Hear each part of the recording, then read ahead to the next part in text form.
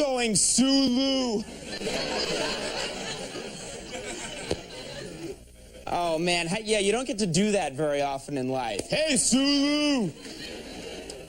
All right, folks. We've also got, as always, I think a great band, the Max Weinberg 7. Max, will you play me over?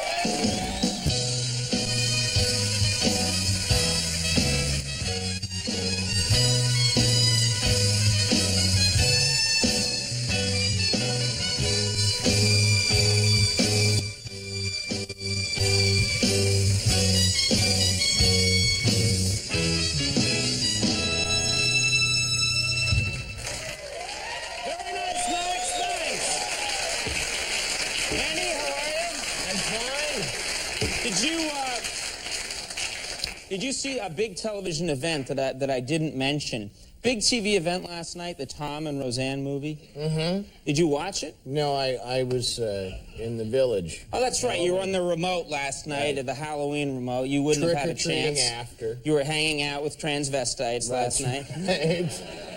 A big tradition here in New York.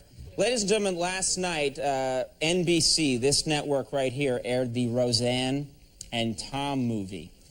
And frankly, I don't like to be disloyal to NBC. They've been good to me, but frankly, I thought it was kind of a sloppy production.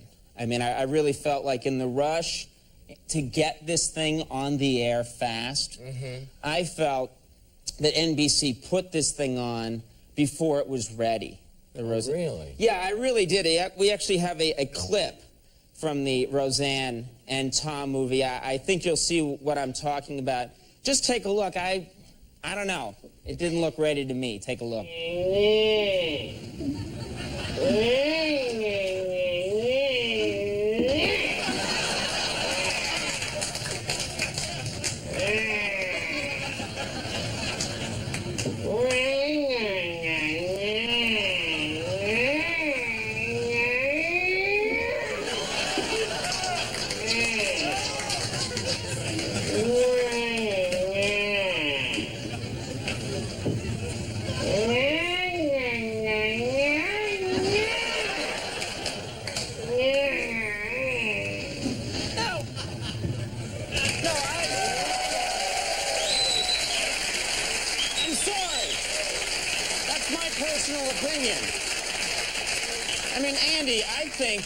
I think, why not, if you're going to do a Tom and Roseanne movie, at least get an actress to play Roseanne. Right. Yeah, instead of like a doll with a string attached to its foot. No kidding. No. A very obvious string. Yeah.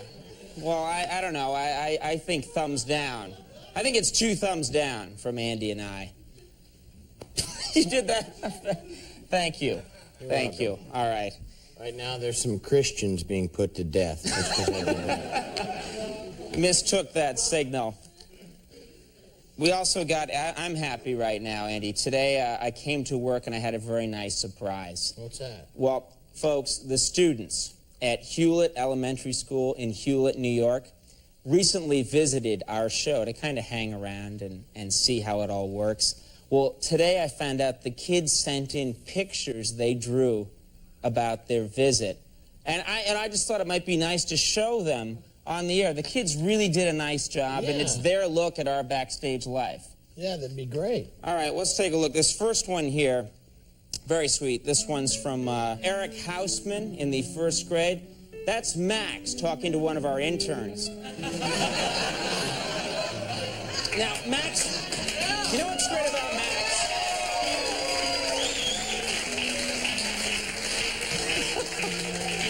No, Max always has time. He always has time for the young people who work on the show. I think that's one of the nicest things about Max. All right, this next one, folks, is from Hector Garcia in the 3rd grade. That's me refusing to sign autographs. And, well, I think the kids understand. I'm a busy guy, very busy. I don't have time. Right. Yeah, all right.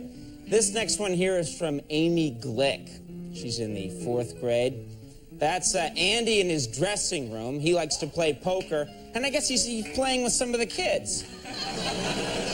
I cleaned up. You did? How much did you make, actually? I think it was about 47 cents. Yeah, good I for took you. them for everything they had. And you got You got like 3 of them smoking. Mm-hmm. Oh, good. Oh, yeah. One of them already was. Okay. That's our city for you. All right, this one's from Jenny Marshall in the 2nd grade. Now, this one is a little complicated. That's me on the right chatting with Phil Donahue, and that's Andy pulling down his pants. We do it to everyone in the building, actually. And Phil is the biggest sucker. I have pantsed him like 6 times. And he doesn't get it. He doesn't get it, you know. He also has the Liberty Bell on his right buttock. I don't like to tell tales, but it's the truth. All right, this one's from Tommy May in the 3rd grade. Now, that's me spitting into Chuck Woolery's cup during a commercial break. Yeah, he was actually a great guest, and he didn't notice a thing. No, not at all. Drank it right down. All right, finally, this one is from Bruce Allen in the 2nd grade. That's me before the show, getting to know the audience.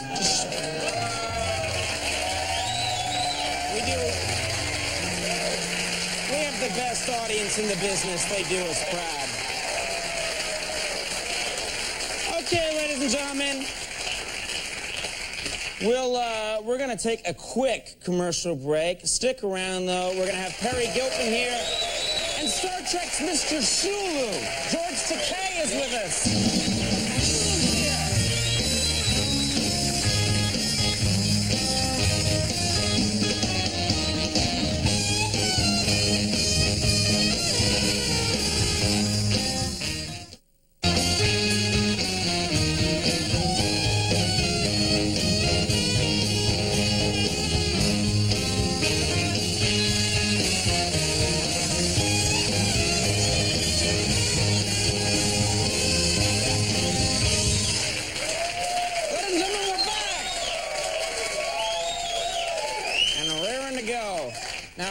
Folks, you know my first guest tonight as Roz from the NBC hit series Frasier.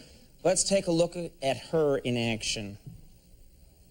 At 11:07 this morning, I finished one of those magazine diets.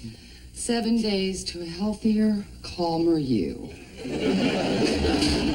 Now, Roz, now, come on, Roz, come on. Look, I'm doing this for your own good. Wait! Something came out.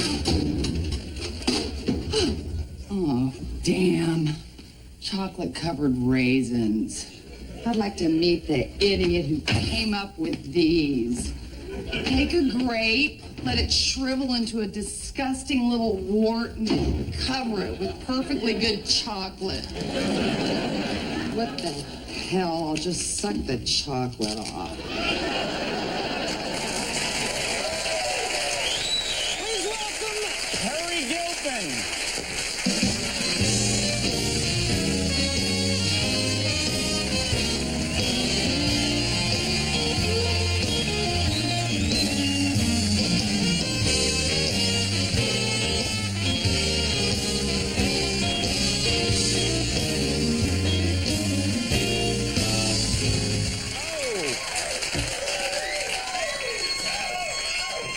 Nice to have you back. Thanks. It's nice to be back. Yeah. You're here on a good show tonight. I know you're excited. I was talking to you before the show. You're a Star Trek fan, too. I'm a big fan. And Yeah? I can't believe that George Takei is here because... Not George Takei. The crowd knows him as Sulu. I don't want to... Sorry. Please forgive me. I actually got to spend a week with him once, but he's not even going to remember it. But I was... What? You spent a week with someone, Yes, I a man, did, and they yes. don't remember it? Yes. I was with him and 1,000 other people, Trekkers. It's Trekkers, right? Not Trekkies. Is it Trekkers or Trekkies? Trekkies? I think Trekkies is... Yeah. Okay. There's Oh, is it? Trekkers, Oh, okay. there's Trekkies, and there's nerds. I think there are 3. But anyway, go ahead. Well, it was a Star Trek cruise, and he was one of the guests on the boat, and we were. Hold it, back up just a second. A Star Trek cruise? Yes. What is a Star Trek cruise? It's when a bunch of Trekkers go on a cruise together. You've angered half the audience. They're fighting amongst themselves now. Fans of Star Trek are all go on this cruise together, and they do costume contests and all kinds of different things, all kind of different activities with celebrities, and George was one of them, and. All Star Trek celebrities, or do they get, like, David Hasselhoff to go? All Star...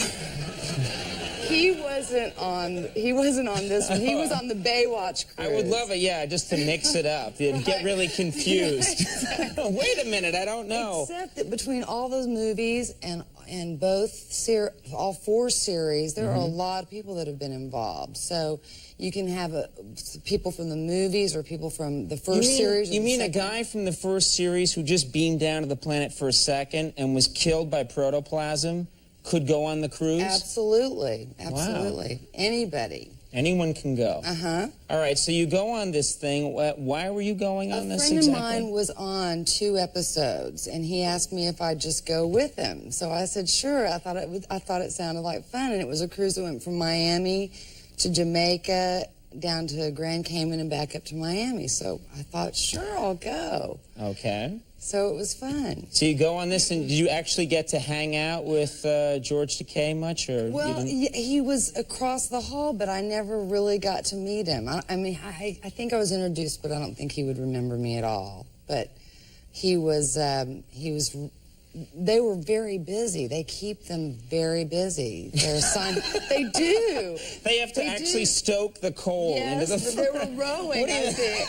It was the oldest seagoing vessel on the ocean. They actually make them run it like the Enterprise. Yes, exactly. George Takei was the helmsman of the boat. He was beamed back, exactly, yeah. And it was an uneventful cruise, pretty much. Other than that, it was just pretty normal. Well, there were lots of interesting things that happened, but the most interesting by far was that we saw at one point we were 14 miles or 7 miles off the coast of Cuba. We could actually see the coast. And I would not want to be with any other group of people but this group of people 7 miles away from the coast of Cuba, because they're technologically advanced. Exactly.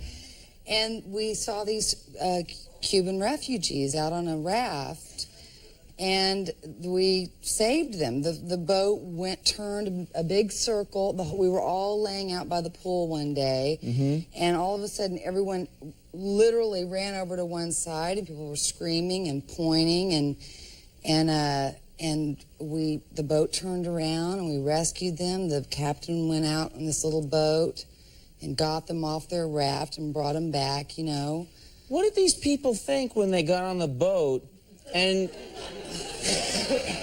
it's the crew from Star Trek there? What was it? I don't know what they thought. That would be very confusing. My first question would be, now, where are you taking me? Exactly. Not just, are we going to America, or are we going to Guantanamo Bay? Are we going to the year? What year are we going? Yeah, 1852. Well, there was actually one guy that was in full-out Star Trek regalia throughout the entire cruise. Morning, day, night, any meal. He was dressed as someone. I don't know who, Spock or someone. And he was up on the top deck, and I watched him, and he sort of stood there and he directed the whole thing, as if he were rescuing these guys. So pretty much he was quite insane. Yeah.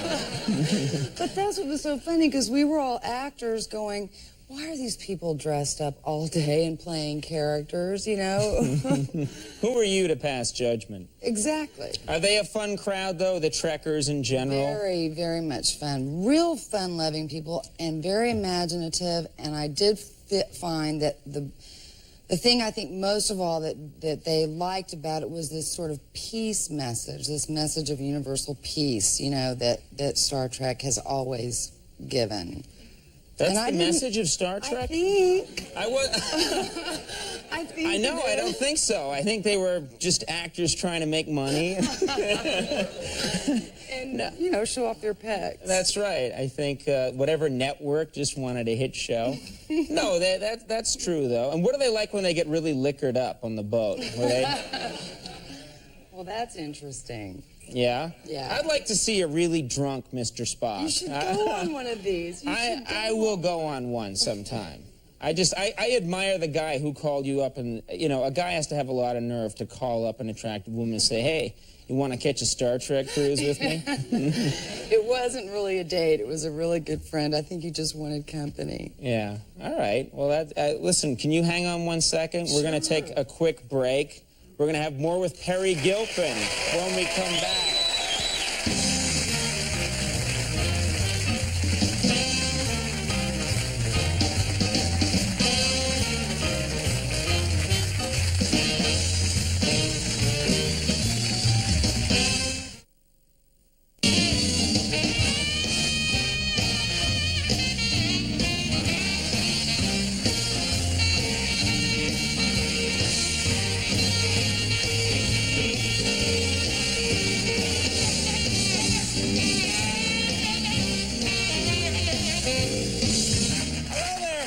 We're back here with Peri Gilpin.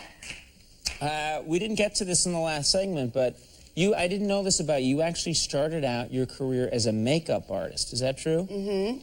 How long ago was this? This was about 10 years ago, and I actually went to school in London for a while and studied acting. And when I came back to Dallas, I wasn't sure whether to go to New York or L.A., and so for a while I kind of veered off in this direction of makeup.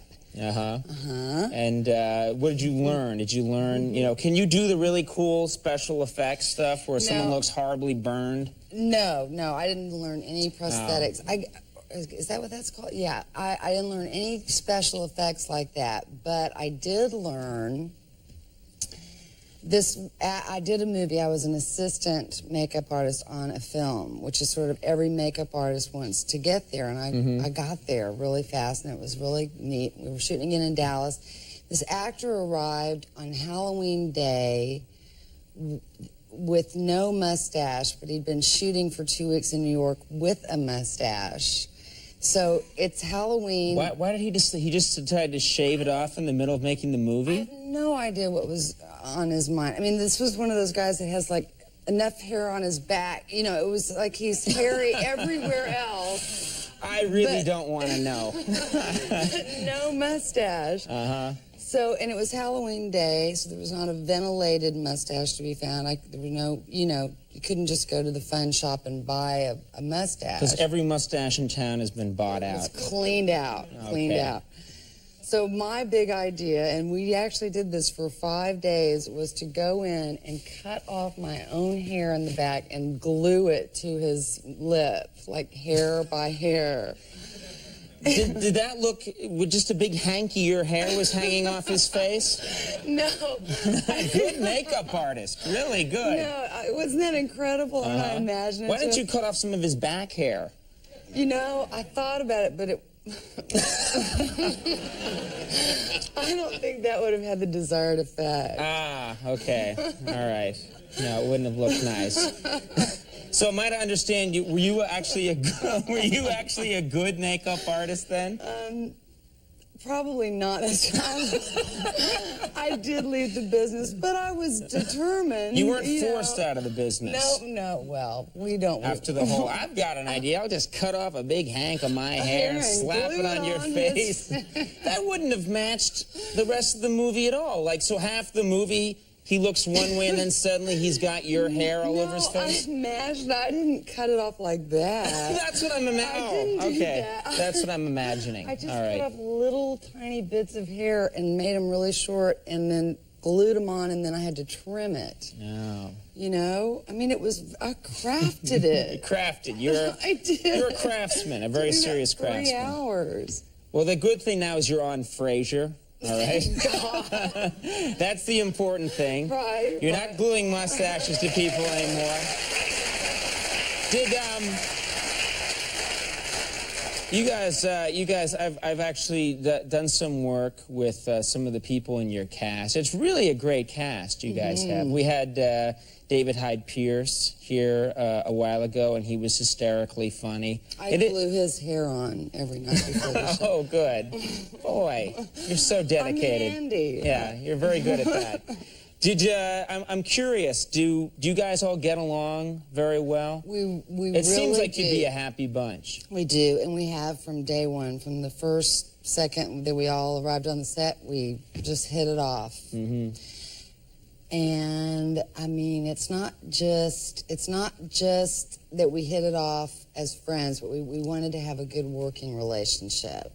And then the friendship came just immediately. Oh, that's nice. So much so that we have names for each other than our real names. Cuddly names? What kind of names are you talking about? Well, we decided that we should name each other what we would be if we were the opposite sex. So, like, David Hyde Pierce is Karen, or Kay for short. Uh-huh. Kelsey's Brenda. Uh-huh. Jane is Hugh. And John, I almost said Martin, is Bernadette. Really? Mm-hmm. Wow. We do that here at the show. Do you? Yeah. What's your name? Me? I'm Jessica. That's good. Yeah. Andy, I think that fits. tell him. Viola.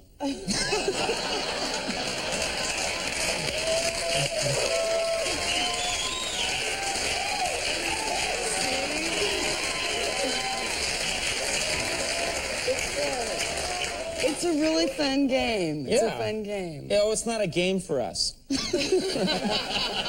We actually dress up, too. I'd like to come for that show. Now you know more. Do you actually find that helps, though? It helps you guys get along better? Or is it just some sort of sick thing you do to be weird because you can get away with it? It's just boring games. You know, it's party games. We can't think of anything else to talk about. Oh, well, so it all works out fine. What about now? What's next? Frasier? Anything in the future? Or are you doing anything else, or just Frasier? You're going to stick to that for now? Oh, I'm going to stick to Frasier for now. But whenever someone's here, they always mention, I don't understand how they do it, but we have so many people that do a show, and then on the side they're, oh, and when I'm not doing the show, I'm also doing a game show in Sweden. And I just don't know, I don't know how they get the time. I don't either. You're just going to stick to that one show. Well, I do have my shifts at the drive-in, but... Uh-huh. And you're still working part-time as a makeup artist. Yes, I do that. With your special technique. Yes. And hanging out on Star Trek boats. Exactly. When you're not doing that. Exactly. All right. Well, listen, it was very nice having you back on the show. It was nice to be here. Thank you. Yeah, thank you very much. Congratulations. Frasier, of course, ladies and gentlemen, is on NBC. It's Tuesdays at 9 p.m. Peri Gilpin. Folks, we'll be right back. Stick around.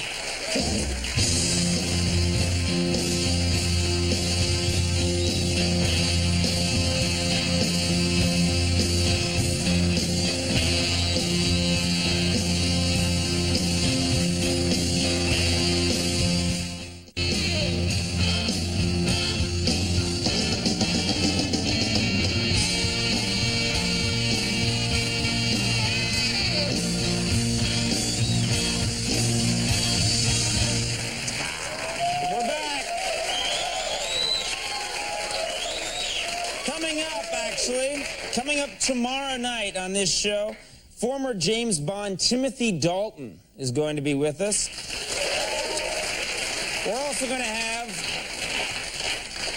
a woman I still have a crush on, Marcia from the Brady Bunch, Maureen McCormick will be here. Marcia! And a very funny author and comedian, Rich Hall. So check out that show. You'll be glad you did.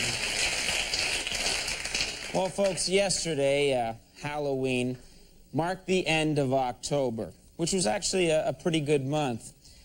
But let's face it, the hands of time cannot be stayed. The pages of the calendar must be turned. So now, let us all bid adieu to Old Man October.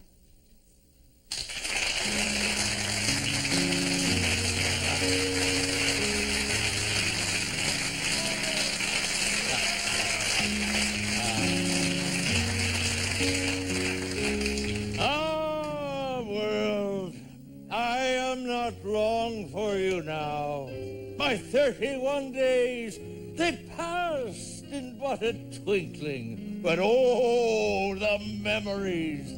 I gave you the Middle East Peace Treaty, the restoration of democracy in Haiti, and the 28th Annual Country Music Awards. I wiped out the World Series and the hockey season.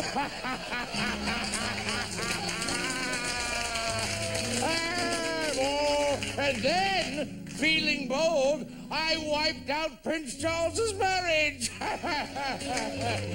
If you ask me, I think he's a bit of a fancy boy.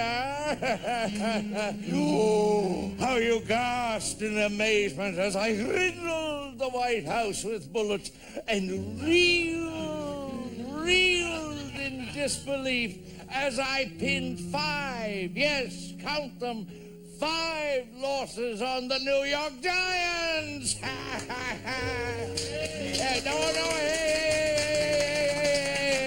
I'm originally from Philadelphia, all right?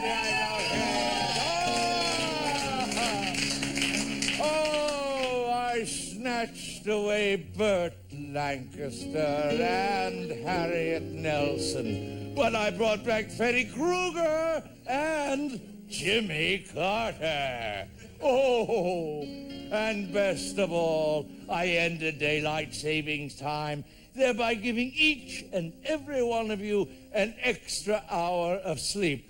Of course, I forgot to reset my alarm clock, and there I was standing on a Sunday morning in front of the hardware store 1 hour before it opened. All right.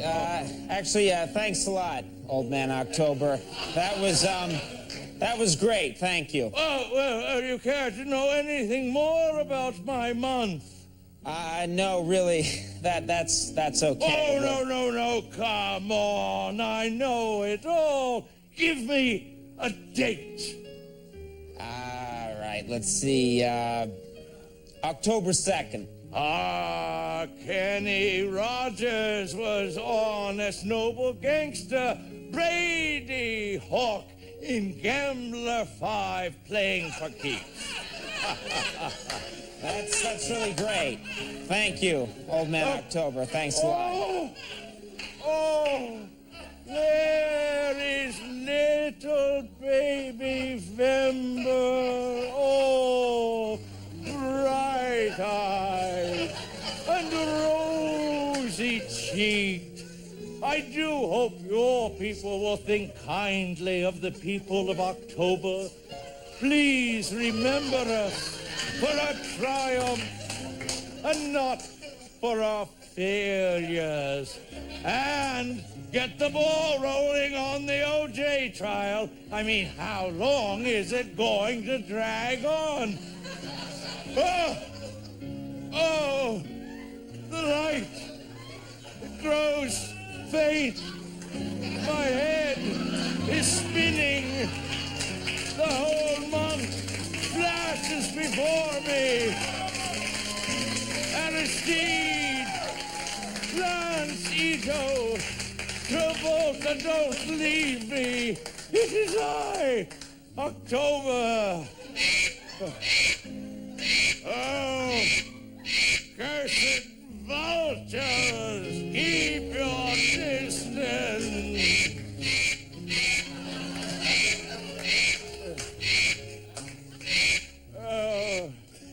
Oh, you'll be feeding soon enough, you feathered bastard!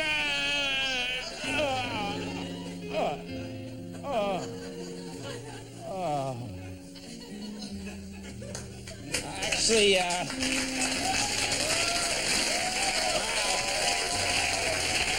was really sad. I mean,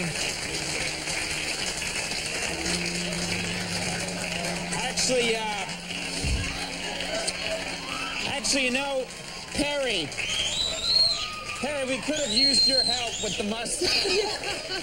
We could have used you on the mustache, Peri. I told you. Actually, that was very sad, but you know, it is actually, you know, it's nature's way of claiming a... Oh my God!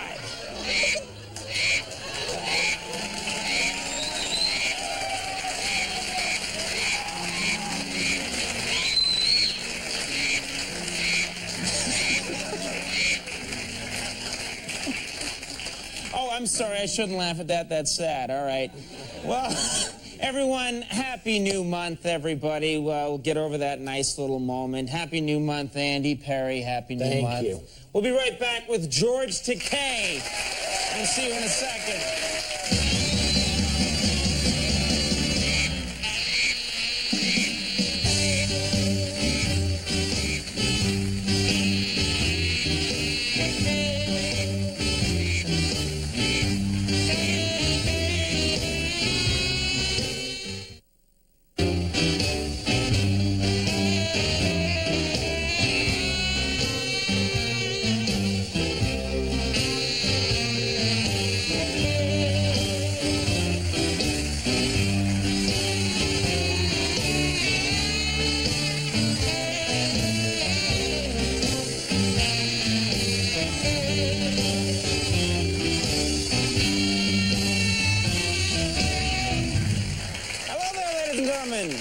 We're back.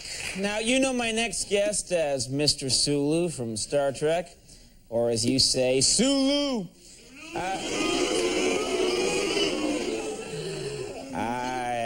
You're under my spell. Okay, he's just written an autobiography entitled To the Stars. There it is right there. Please welcome George Takei.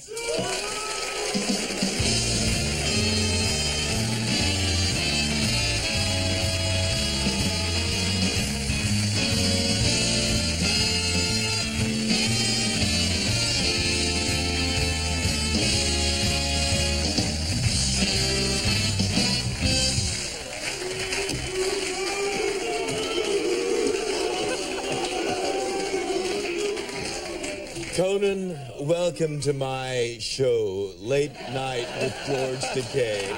Late Night with George Takei. I love that voice. Oh, well, thank you. What It's an the only one amazing I've voice. got. No, it really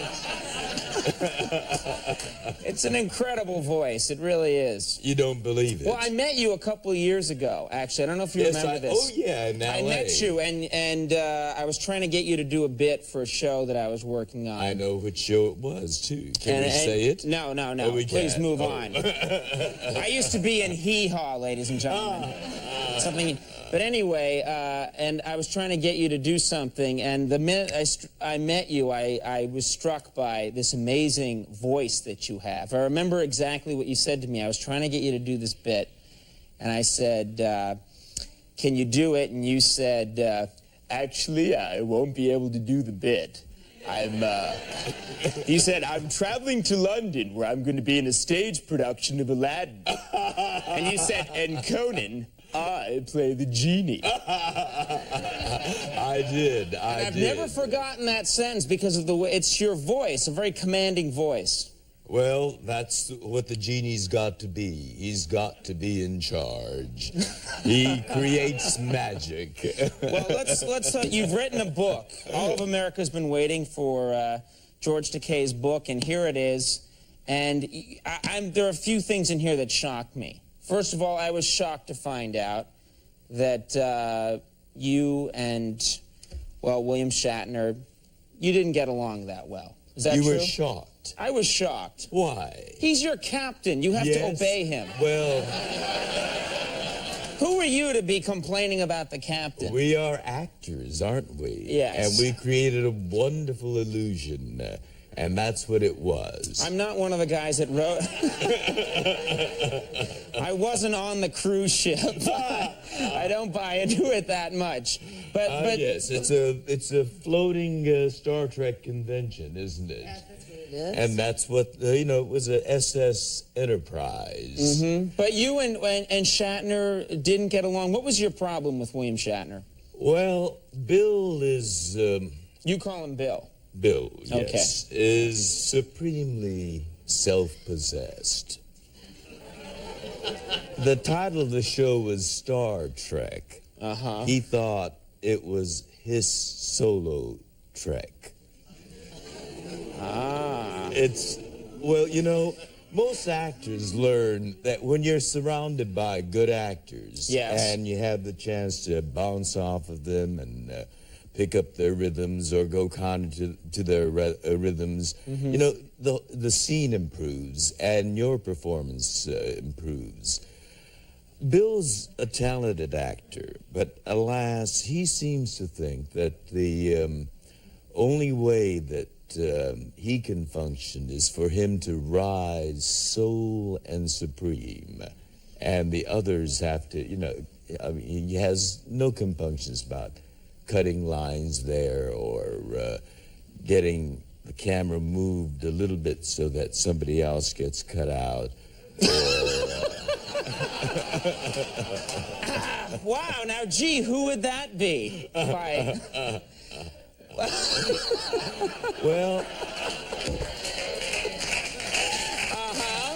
Now... It made it a little bit difficult over the years. Yeah. Now, I understand you didn't always get along with Kirk. I'll call him Kirk. And I got along with Kirk. Oh, you got along with Kirk? Yes. He was my role model. Captain Kirk was. Okay. Yes, indeed. So when he was in character, Captain you got along with him fine. patterned himself after Captain Kirk. Bill Shatner and George Takei are something else. Something else. Now, I understand when he moved on to do Star Trek V, he actually had to beg you to do the movie. Is that true? Oh, yeah. I was the last to sign on board. Harv Bennett was a producer of that show, and we were having discussions back and forth. And it wasn't just Bill. It was a lot of other things. And Bill, as a director, I'm sure was privy to all that discussion. But I was holding out. And they, they had to go on with the schedule. You were holding out for more money. That's right. I mean, if I really had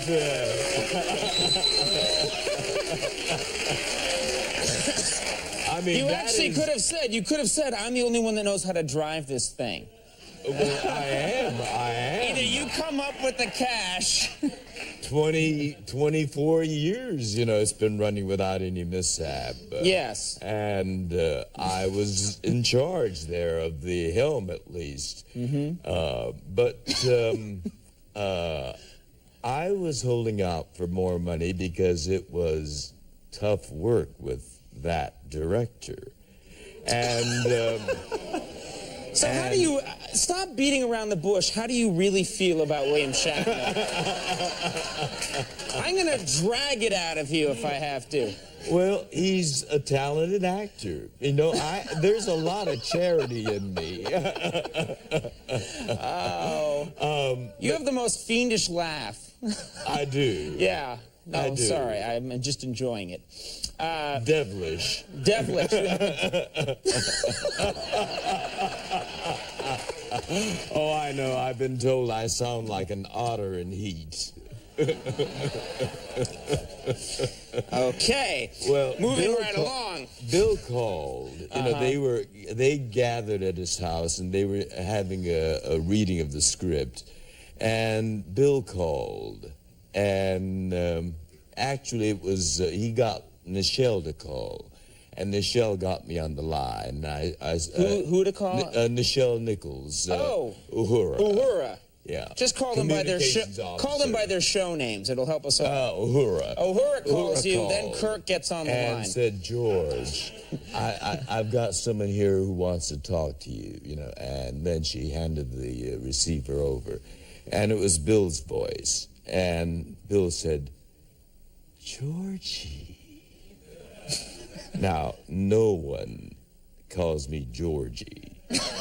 My name is George. Even my mother doesn't call me Georgie. Okay. He says, Georgie, why aren't you with us? And I said, Bill, I'm sure you've had your discussions with Harv, and, you know, we have some problems here. He says, but Georgie, we need you. I need you. Georgie. And I said, Bill, you know, I suggest you have your discussion with Harv. I was very much tempted right there to say, I'll never come on board. If he's going to be calling me Georgie all through the filming of that movie.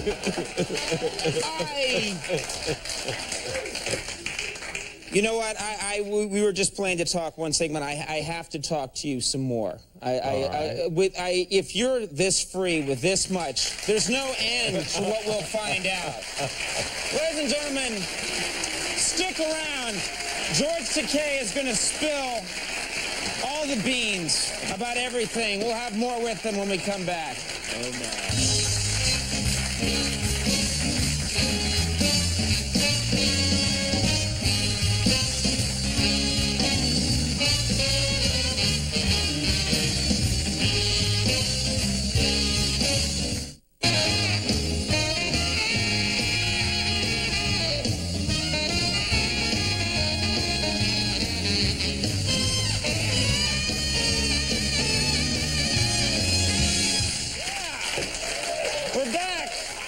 George Takei, Mr. Sulu. Not Georgie. And if you call him Georgie, you're dead. Absolutely. Now, you alluded in the last segment to a very exciting thing happened to you in your career. Mr. Sulu got command of his own ship. Is this true? Yes. At long last, after 25 years at the helm. You know, Star Trek was supposed to be a meritocracy, or Starfleet was supposed to be a meritocracy. Yes. We were supposed to be the most brilliant people in whatever we did, you know. Uhura is a communication, Scotty is an engineer. So what, Scotty couldn't, he was always bitching. He could never get the thing ready in time. Can I get it ready for you? What, he was the best in his field? He was best always in the field. He was the only one that was always saying, I can't do it. I cannot do it. I cannot do it. Oh, I need dilithium crystals. No.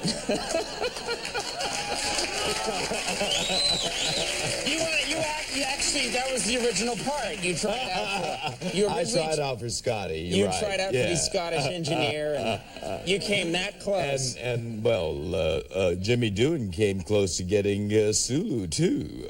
Really? Well, you've heard his voice. Yes, it's very good, very commanding voice. So you get, now this must be an exciting thing for you. You actually, tell us about Sulu's ship. Tell us about it. Actually, in Star Trek II, The Wrath of Khan, I actually got my command.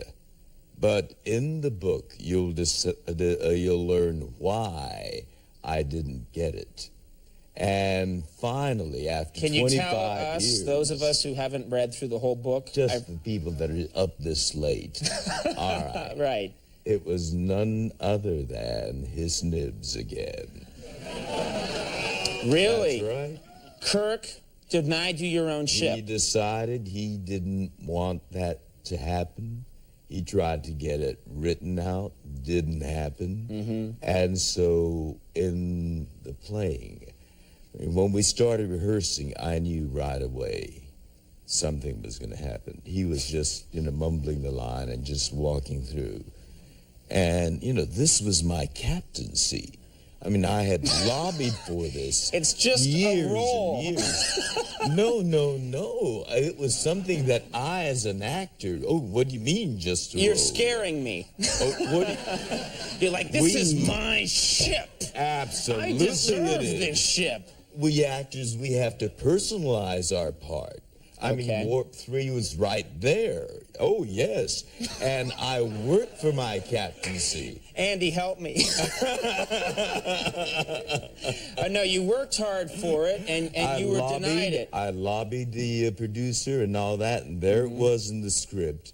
But Bill was just throwing it away. How did you feel going to the producer and saying, you know, waving the script in his face and saying, I want a starship.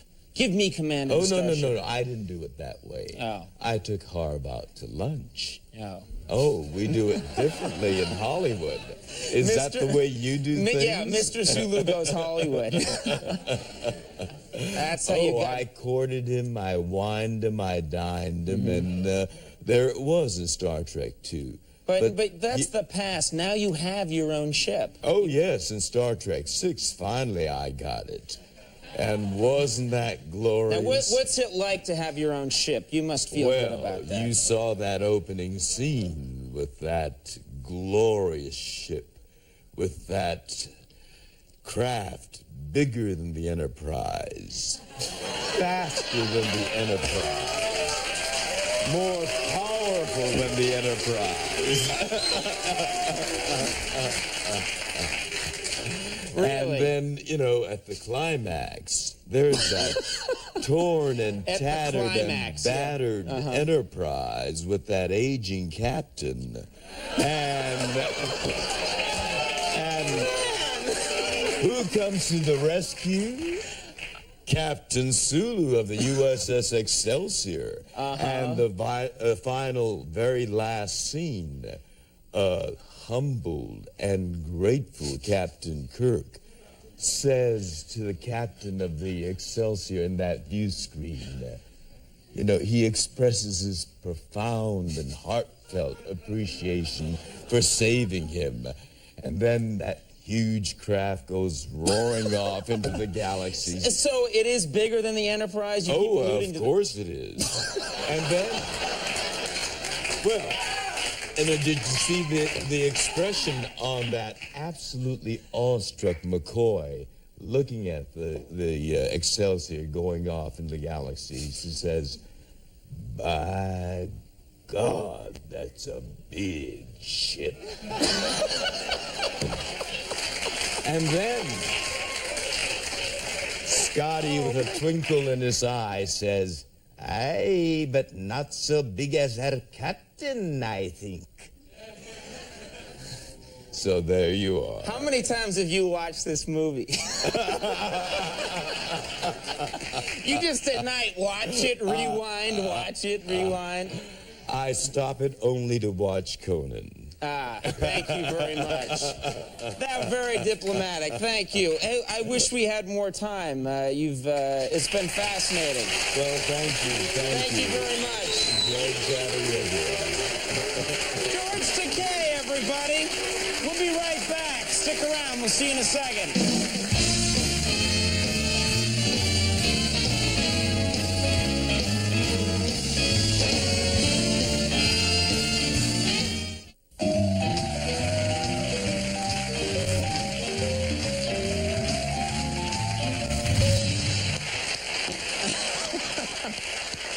Ladies and gentlemen, that is our show for the night. We don't have any more time, so yeah, we can't trash William Shatner anymore. Just no more time. 20 minutes is all it was allotted. Oh, that's not enough. Not enough. Not enough time? All right. Took me 25 years. Oh, man. He's sneaking as much as he can in. Why don't you just kick the guy? I want to thank my guest, George Takei. Thank you very much, sir. Good to have you here. I also want to thank Peri Gilpin for being here. Peri, nice to see you again.